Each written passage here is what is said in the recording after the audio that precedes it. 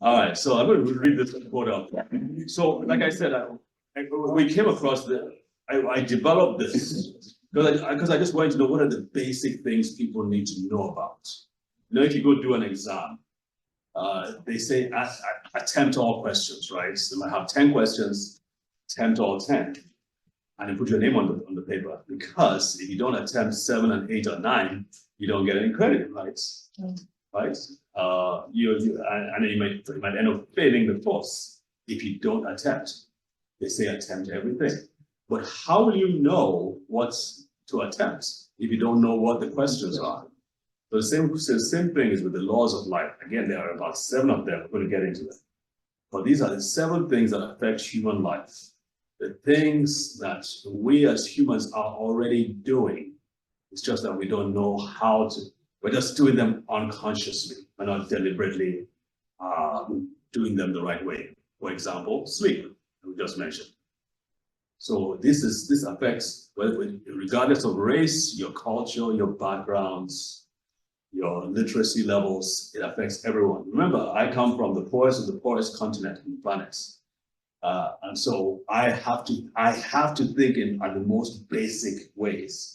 Without access to technology or anything, I have to think what is uniformly applicable across all races, and that's how I came up with what we call the laws of life. And I've taught it at Jewish centers, I've taught it as churches, I've spoken on the internet and big stages wherever.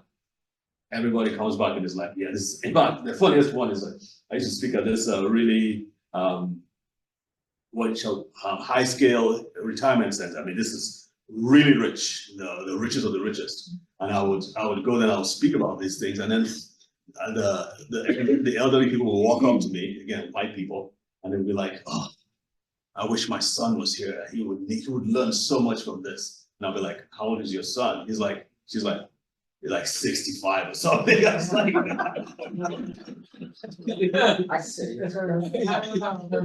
so it's like, I mean, they at their age, in their 80s, they could relate to these things. Well, how much better would it be if we started teaching young people at an early age? Yes.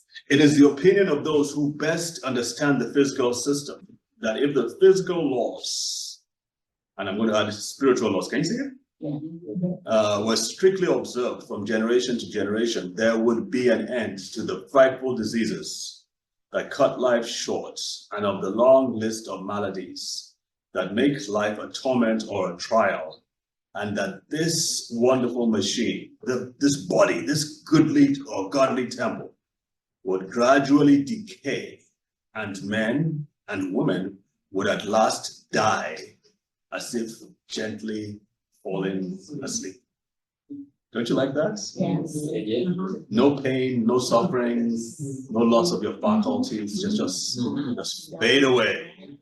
In the shortest possible time too, right? Yes. A week max, right? That's the way it should be. And she is saying this, I guess she's a really smart lady, that if you know what these laws are and you apply them, then you can achieve that. And so that's what we're going to talk about here. And so these are the 7 areas, and these are very, now that you look at them, I'm sure you say, well, this is self-evident. This is basic stuff. So the first one, and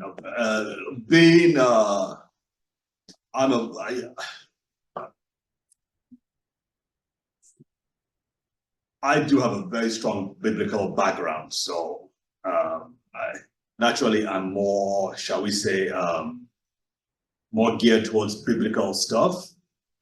So you know how the Bible says in the beginning was the Word, and the Word was with God, and the Word was God, and so on and so forth.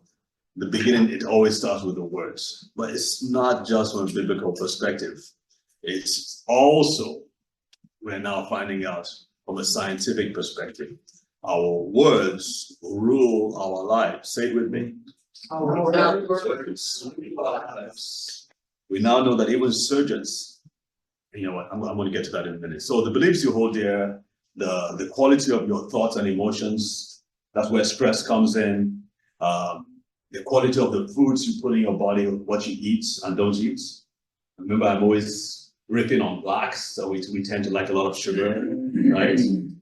I mean, it's not a Black American thing. It's not an African American thing. It's a Black thing. Africans love sugar too. No? They love it. And then another thing is sunlight too. Another thing we see, Blacks in Nigeria don't like, once they start making money, don't like being out in the sun. They want to be in their air-conditioned rooms. Same thing here. I don't see as many Black people going on long sunny vacations, being out in the sun that much. As much as even if they're out in the sun, they cover themselves up. So I don't know what it is, but something about a lifestyle that. Anyway, so what's what? Number one. Sweet. The quality of the words you speak, hear, and read. The quality and write. Super important. Okay, so let's go. So these are just, like I said, they are self-evident. You probably would not realize how they impact your health, but hopefully we'll say a little bit about them.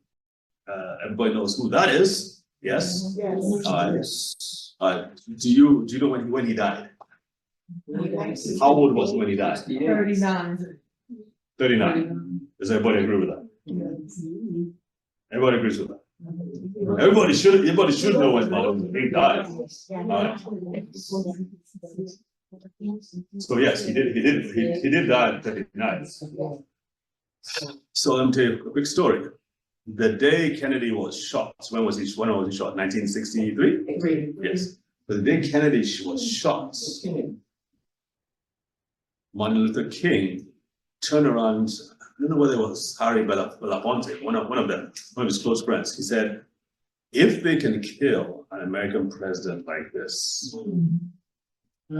what will they do to me? And that's, they'll kill me so easily.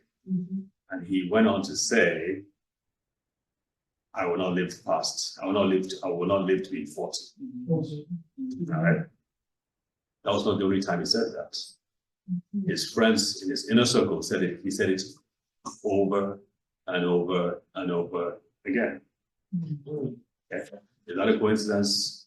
I'll leave you to think about that. Because in my experience, there's no such thing when words are concerned. Here's another man on the other part of the spectrum. He was told by his doctor, TR, as they call him, Theodore Roosevelt. Was he which president? 39th president. No. Anyway, he was very sickly. He was very asthmatic, and his doctor told him that he was not going to live for long. And he told his father. The doctor told his father, don't let him exert himself too much, otherwise he might just die. You know, asthmatic, very weak, and all that. So his father pulls him aside and says, listen, you're going to have to rebuild your body. I cannot help you. You are going to have to help yourself. The rest is history. Theodore was known for he was a proponent of what he called the vigorous life. He was a big outdoor person. He's one who preserved the Grand Canyon. That's among one of the things he did. He was always an outdoor person. Always trying to prove that he's a tough guy. Anyway, so when he was doing all these things, his doctor now calls him and says, listen, you're overdoing it, you're gonna die soon. And that's what he said to him. He looked his doctor right in the eye. I want to live for a long time. I want to be healthy. I will be able to keep doing what I'm doing, and I'm going to die by the time I'm 60. And when he died when he was 60. By the way, he survived a gunshot. He was shot straight in the chest during one of his speech campaigns, and he survived. I think he had something like his glasses, his holder, his glass case. This bullet struck his glass case and saved him from there. Right. But bottom line is actually words were a part, if not the whole thing. Obviously, he did a lot by himself. There's another guy, a psychologist.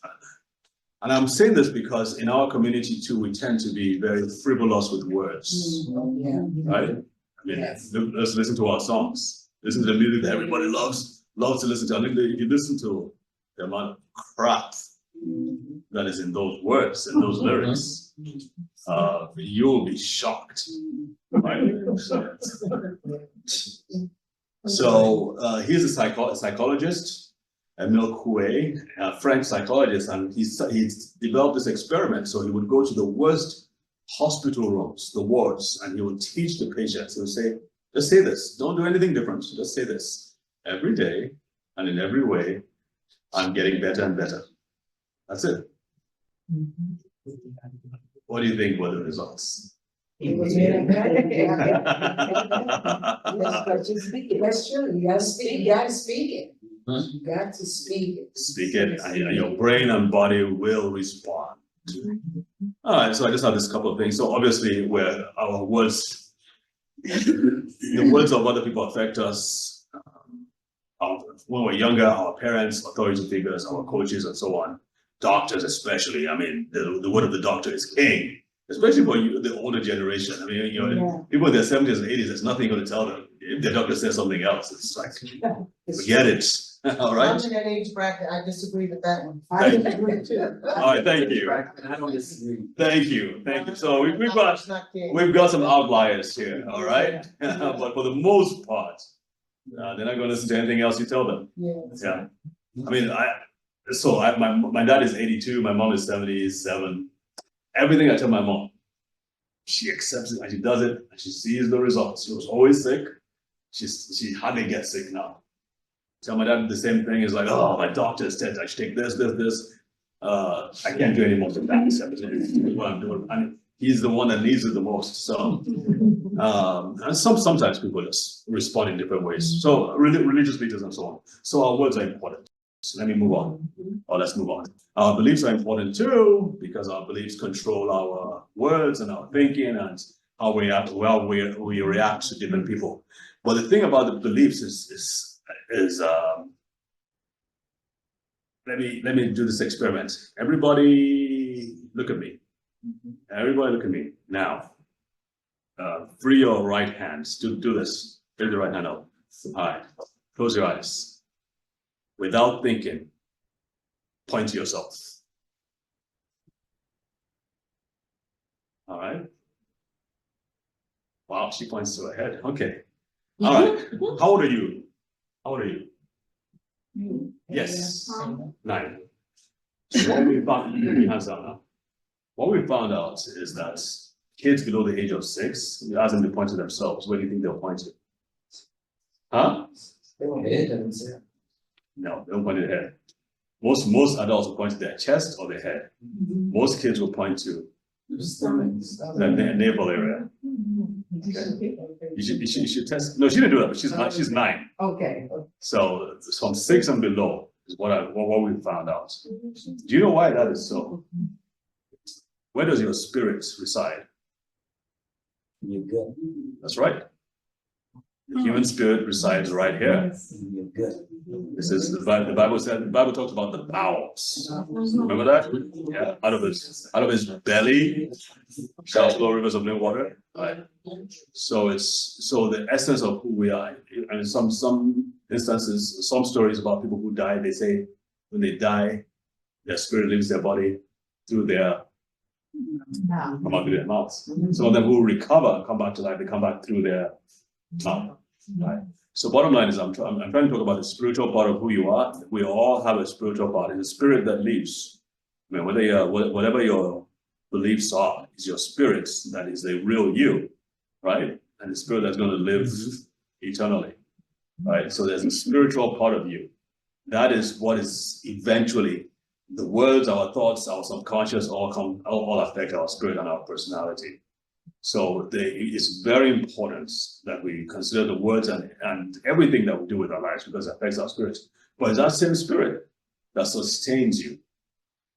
Maybe when you're sick, maybe when you're going through a very trying times, the reason some people buckle and fail and just implodes when there's a crisis in their lives and others do not, a lot of it is due to their condition or the strength of their spirits.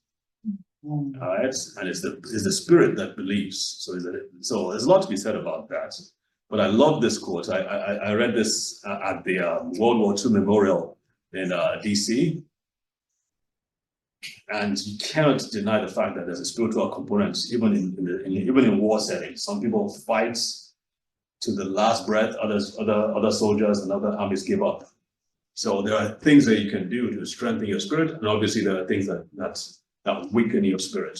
All right, those thoughts and emotions. I'm not going to talk too much about that, but this has a lot to do with your attitude, how you deal with stress. By the way, one of the reasons why women have twice as much dementia as men is you tend to you have more stress because you're taking the weight of the world on your shoulders, taking care of the family, your husband, everybody around you. But also you process stress a little differently than men do. Most women can't go to bed if they're stressed. Men, complete opposite. We go to bed easily. No stress. No, it doesn't matter how bad the stress is. Sleeper switch, you're gonna sleep it off, right? So we process things differently. So a lot has to do with how you plan your life and how you plan your future. What are your goals in life? People who obviously have better goals in life do better in life. People who want to live, who want to survive. I used to be a cancer doctor, and we saw the worst of the worst cases. And the people, I remember this particular lady, she had terminal thyroid cancer. Her husband left her. It was just her daughter in the hospital, but she had a baby daughter, and she wanted to live to take care of that baby daughter. So they did everything. They sold their homes to buy the medication. And because I saw that she was willing to fight, I mean, I fought with her. They had access to me 24/7. I did everything I could for her. And she ended up living 10 more years. She was supposed to die that year she came in. But there's a lot to be said for that, having that attitude, that desire. I mean, it's all, I believe it's also spiritual as well, but your thoughts, your desire to want to stay on in this world and do whatever. Okay, this is the fourth law, so it has to do with food and drinks. So we're just going to, I'm going to step on a few toes here, but I mean, I hope you trust them.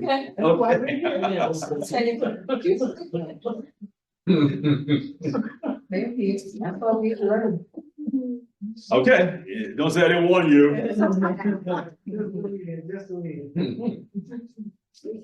I don't pull punches, you know. You can take it. All right, cool. Cool. What it is, that's what it is. So I guess of all the 7 laws, the easiest in my opinion to change is what you put in your mouth. I mean, you can't change your relationships. We're going to get to that in a minute. Easily, especially when you're 40 and above.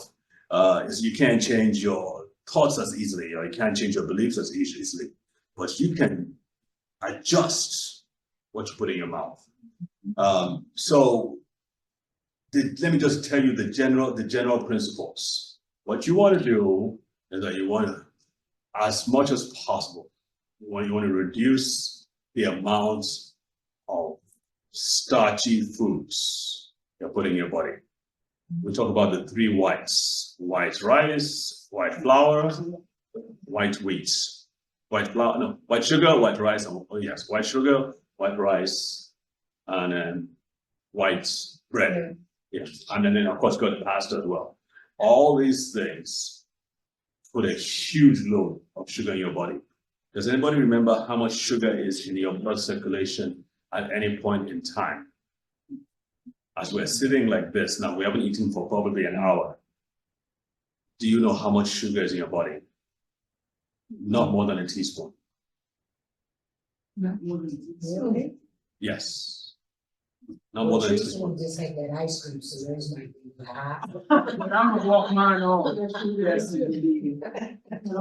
So most people have like a teaspoon. Okay, let's be more accurate in your fasted state. So maybe when you wake up in the morning, it's about 4 grams, which is a teaspoon of sugar. Your body strives to maintain those levels.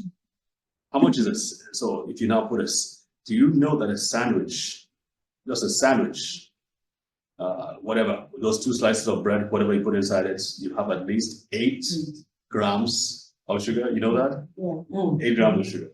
Right? That's just one sandwich. That's one sandwich, not. Is that white bread or wheat bread? It really doesn't It matter. doesn't matter, it doesn't matter. It really doesn't matter. I think meat is worse. We just would be better, but the way the process is. Pesticides. Yeah, so you have all those other things you have to worry about. So bottom line is that we're constantly putting too much. So what you want to do is you want to be conscious about this. I want to reduce these things. So before I would I'll go to the Chinese restaurant, I get my house combo fried rice. They already know me when I'm walking in through the door, it's preparing the house combo fried rice, right? A whole big one. So now they say, do you want the big one or do you want the small one? And I think, of course, the big one. So I take the big one and I'll eat it in one setting because I love it so much. MSG and all that, all those sweeteners they put in it, they make sure that you come back for Yeah, more. you come back. All right. Absolutely. So now I just get a smaller one and I don't fill it. I take like half of it and I eat that and I try to control it. So you want to do with the pasta, the bread, the rice. When you just want to start cutting these things down. You do not need carbohydrates to live. You don't need carbs at all to live. You need proteins, you need fats. You do not need carbohydrates. So Process. what now? It's process. It's processed. Yeah, I mean, even if it weren't, I mean, these are things that it's still a bit of a problem. So you want to cut down on that. We taught that in school. What? Yes, we were just taught that in school. It was all part of the balanced diet. Yeah, Meat exactly. with starch, Yeah. you know, Yeah. starch, meat, Yeah. and greens. So vegetables, yes. Healthy fats, yes, and then proteins, yes. You're gonna need proteins, Oh, yeah. especially after your fifties. You're gonna need more proteins. One, because your appetite is reducing as you grow older. And two, your body does not process proteins as well. And remember when we talked about women and dementia, we talked about the importance of having muscle mass. Yeah. You need the muscle mass as women. And part of what makes for good muscle mass is muscle meats. So I know we're talking about red meats. We are now seeing the research coming out that red meat is actually probably more important than almost anything else. Probably. Yeah, now there are stories about them using for dementia. So maybe, and I know we were talking about this earlier, they are now saying that maybe it's because of all the bread and the other things that you add to the red meat that makes red meat so bad. But if we're just talking about cooked, not fried, that's another thing you want to avoid. You want to avoid fried foods. You know, fried chicken, you know, with all the breaded fried chicken, you gotta stay away from that stuff.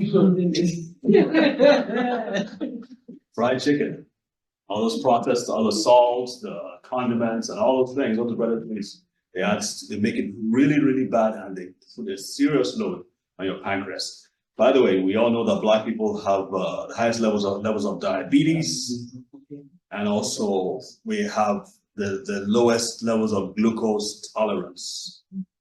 And by that I mean, if you put sugar in a Black person, it will take them longer to bring the sugar levels down than it takes for a white person. And part of that is due to our low vitamin D levels, because vitamin D helps with sugar as well. Right. And we also, yes, we also seem to be more sensitive to calcium and to salt as well. More sensitive to salts, more sensitive to calcium, and we're more sensitive to sugar. Okay, that's why calcium channel blockers, anybody heard of those?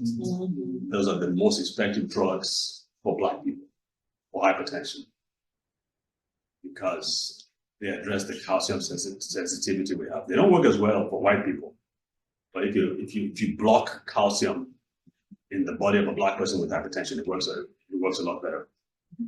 All right. So what have we agreed on? You want to reduce your processed foods. You want to reduce your starchy foods.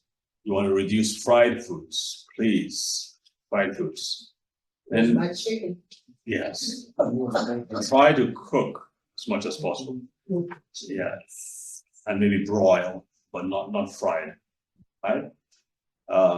Then in terms of But the air fryer is better, right? what are you using as the oil? The oil as Spray it with the canola oil. yes, or canola is Or olive oil. olive oil is good.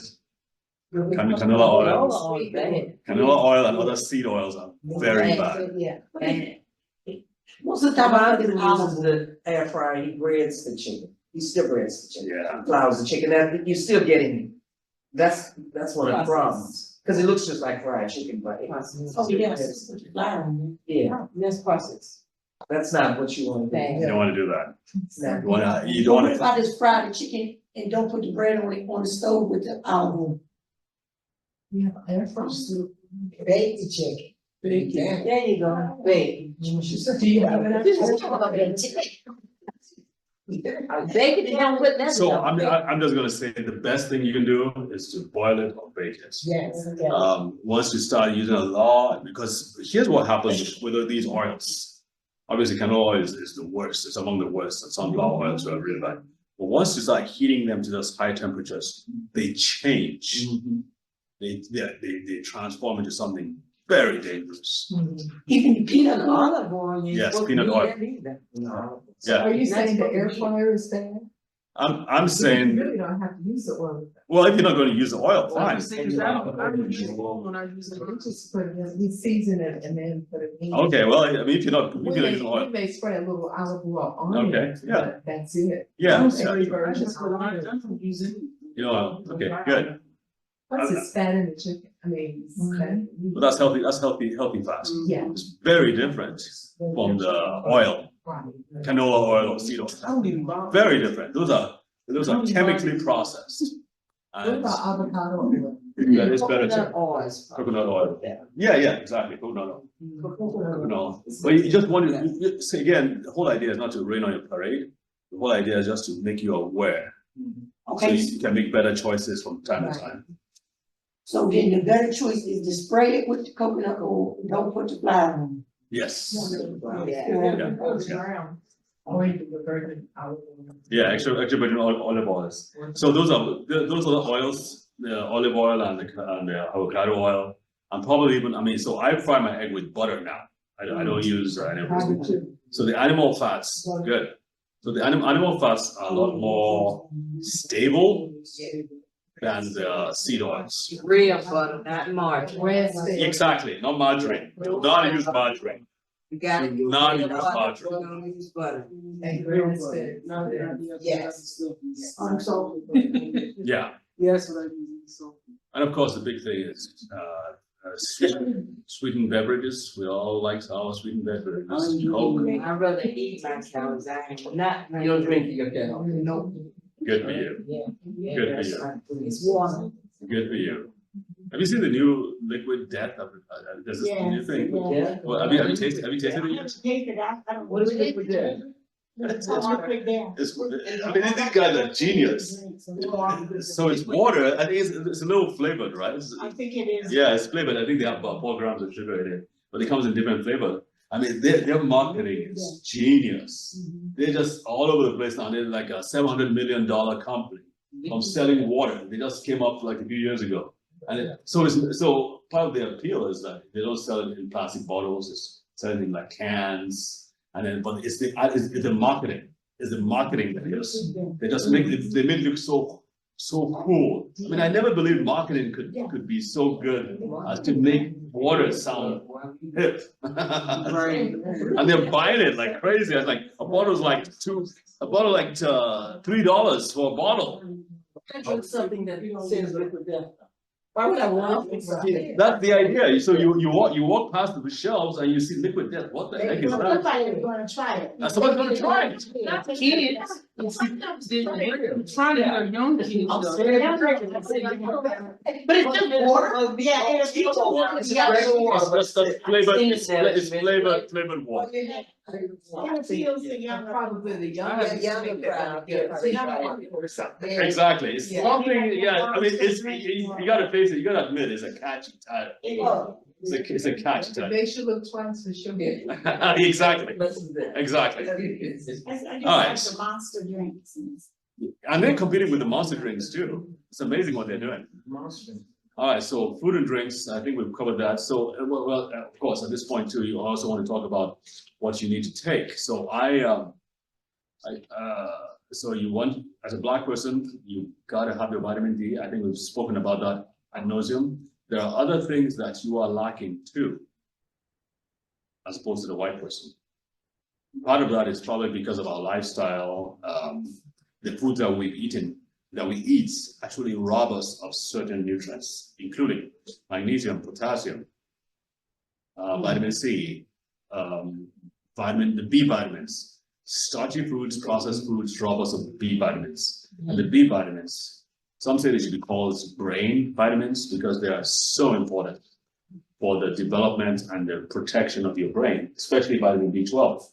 If you lack vitamin B12, you will get dementia. If you don't have enough, you will get dementia. I mean, just vitamin B12 deficiency is a form of dementia. Alright, so Mine's is low, I get a shot every month. you get a shot every month. My sister. Right. So yeah, you gotta cover this, and B1 is another one that's extremely important, but it tends to fly under the radar. B1, so B1 and B12 are probably, there are about 8 or 9 different kinds. There's B1 and B12 are probably the most important for your brain. So you suggest the separate ones as opposed to like B complex, which has a number of them in it? I would suggest you get the B complex as a base, and then you can now build upon that with B1 and B12. What about fish oil? Somebody asked me that. Fish oil, I take it, but somebody else asked me about it, and I said, I always. Omega-3. yes, omega-3s are the most important. I mean, well, the problem with fish oils is that there's, as I said, they're very important for the brain. Over 60% of your brain is made up of fats, and the fish oils, omega-3s, are like 50% of that. So they are very, very important. The problem is that it's hard to get good quality fish oils. Many of them are rancid and they don't stay on they have very little shelf life. They are promoted like that. They're the best thing since sliced bread. They're really not. There are only very few companies that make good quality fish oils. They are super expensive. We had one that was working with us in Nigeria. I forgot to mention this, but I run a foundation and we treat kids with brain disorders free of charge. And this company would donate a bunch of them to us. Each bottle would be about $50. We're giving like kids like 3 or 4 or 5 a month. And we were seeing significant transformations in their brain health. I mean, kids who could not even hold their neck up ended up walking because of the effects of the fish oils on their brains. So yes, you really, really need the right fish oils, but you need the right kind. Halfway to that would be cod liver oil. So cod liver oil. We all grew up with cod liver. Sorry? Yeah. We used to, my parents, it was that. We grew up with it all the Yeah. time. Very smart parents. Yeah. It's bad, I mean, but that's, we only got it when we were sick. Yeah, that's when They give it to us in When we- the. I never. Cod liver oil is really good. It has the fish oils, it has the vitamin D, it has the vitamin A, and a few other things as well. Really good. Some companies have some really good ones. Okay. All right, so the 5th law, this is probably the most expansive, or the most the widest of the 7 laws. It's basically about how you treat your body, the care you give your body. All right. This is not about going to a chiropractor or a doctor. This is about the basic things you need to do for yourself. I'm just going to point out a few things. Like I said, this is a very wide topic. Can't cover everything. So it will include your sleep, as we mentioned, having good quality sleep.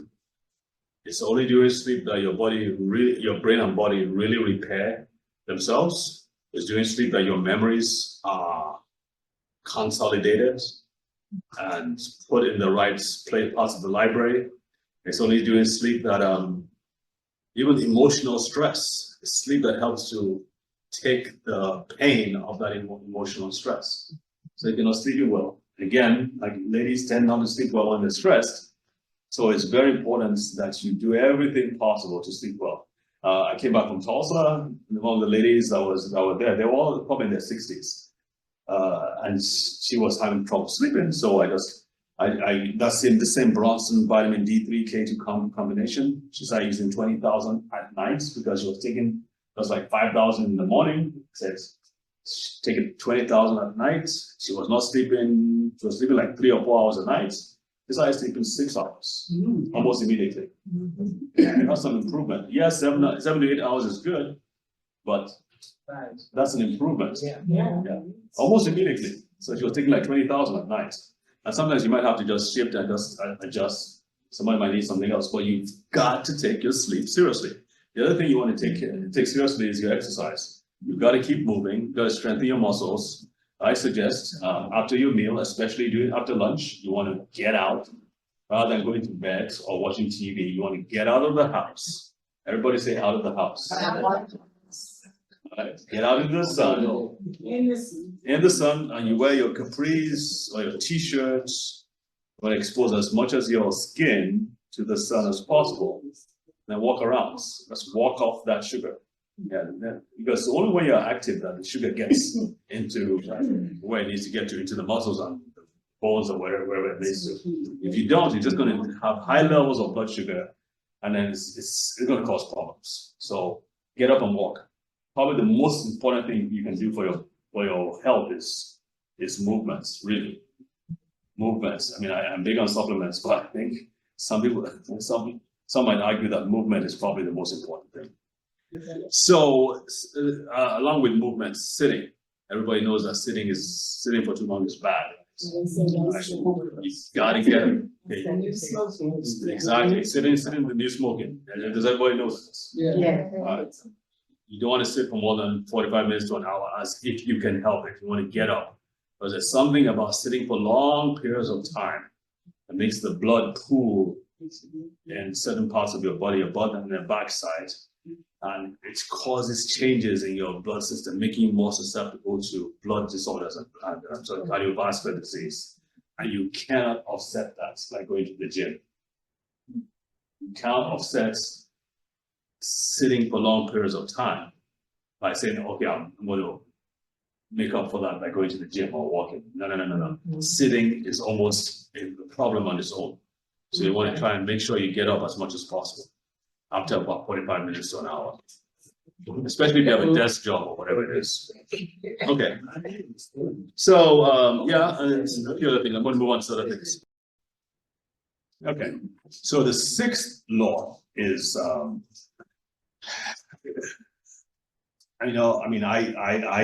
this has to do with your relationships, the quality of your relationships. It cannot be overemphasized. But you know what? I think the Black community, Africans, we tend to get this right more than white people do. We're more communal, we're more relationship-wise. We tend to hang out more. I mean, it was very strange to me when I moved here that my next door neighbors didn't know who I was or where I came from, whatever it is, after years. I mean, they just don't care. Everybody keeps to themselves. That never happens in my neighborhood. I don't know about you guys. So, but it's very important. There was a study that was done by Harvard. They studied people for students from Harvard. They followed them for 60 years, from when they were undergrads till when they were in their 80s. And those who survived, they wanted to find out why they survived. And they looked at the most successful of them. And they wanted to find out why they were the most. Did you know that? I've heard of this study. Heard of the study, yeah. So they wanted to find out why they were so successful, why they were happy, why they were wealthy and all that. And the one thing of all the analysis, the thing that came up was they had those who did the best had the highest quality relationships. They had more friends and family, and those friendships were tight, solid relationships. And so what we know is that human relationships are a huge part of our health. We were not meant to be alone. We were not meant to live in isolation. With dementia, it's even more important. They're now finding out that those who are lonely or isolated, their memories don't work as well. Their brain function is not the same as people who have great relationships. Because one of the things that we do is that we stimulate each other. When you have good relationships, you look forward to meeting with those people that you love and care for. And you tend to think of the future together with these people. But if it's just you, it's harder to think of a future of you alone, right? And forward thinking is one of the things that help our brains be healthier, because you're planning for the future or you're thinking about the future. It's what helps you get there. And if you don't have someone to think about the future with, it's harder for you to think about the future, and it's harder for you to get there. So relationships are super important. I mean, I wish I had done that a lot myself, much, because I'm by nature, I'm an introvert, if you can believe that. And I stay by myself a lot. And so, I mean, I realize that I'm at risk myself of brain issues. And so that's why I take my supplements really seriously. I don't joke with them. I take it as much as I possibly can, because so the whole idea behind all these laws, like I said at the beginning, you've got to address all the questions, right? And you only get credit for the questions that you attempted to answer. But if you're not able to answer a question well, then you have to also try and compensate as much as possible with the other ones. So you want to be stronger in all the other areas. Now, it doesn't mean that you should not, again, you've got to attempt all the questions, but you've got to also know how to compensate when you're falling short in other areas. Okay, so I just gave you the example. I'm a single guy. I shouldn't be. I don't like being single at this point in time, but because of what I know, I understand the risks I'm putting myself in. And so I am trying to do other things. I mean, I've started playing pickleball now. Pickleball is outdoors, and we will meet other people and all that. So that's a good way to connect and interact with people. And it's out in the sun. I normally play squash. Squash is indoors in a gym, and you just play with the same old people every single time. And after a while, it gets old. So I'm like, listen, I'm going to start playing outdoors and meet new people. So I'm compensating for that. But I'm also taking the right nutrients. I'm avoiding as much as I possibly can. I took ice cream. I took my favorite fountain. Does anybody go to Cold Stone? Founders favorites. My God. Founders favorites. Don't go there. Whatever you do, don't try it. Because you get hooked up. So anyway, so I take that, but I understand. As reasons for you. It is, but I get that. Somebody else, Richard likes, it's decadence. Yeah. Don't want to do it. Yeah. Please don't.